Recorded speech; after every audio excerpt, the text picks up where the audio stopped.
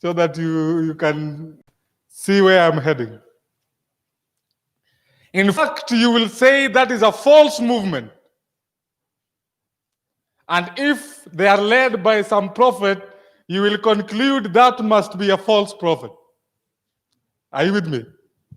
So let me ask you an objective question. I want you to be as objective as possible. Are you with me? If a movement or a church will arise today claiming that on the 1st of September 2020, Jesus will come, you will dismiss them right away and claim they are false, and you will quote very clear passages. No one knows the day and the hour. How readest thou? But the question is, how do you reconcile those objections that you'll raise, yet in our own history as a church, we have a date that we had set for the coming of Jesus and he never came? Don't you think by the same argument, we must be a false movement? Or how do you get yourself off the hook? Or let me put it this way.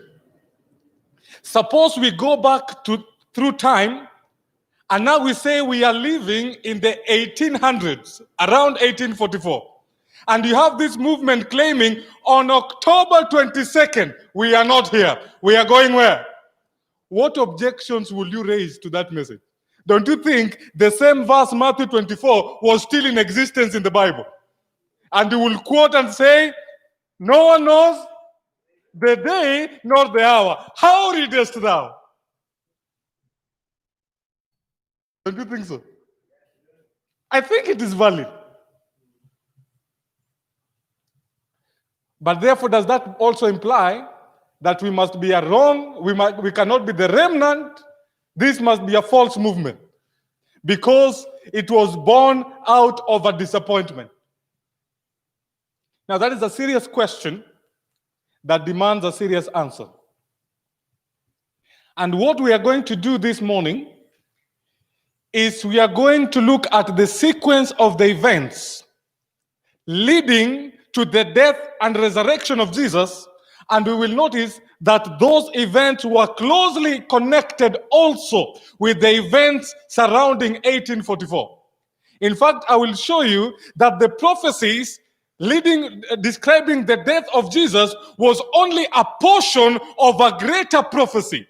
You see, the prophecies leading to the death of Jesus are the 70 weeks prophecy of Daniel, but the 70 weeks was only a portion of 1,300. And we will notice that the events connected with the 70 weeks also will transpire at the close of the 2,300-day prophecy. Are you following me, God's people?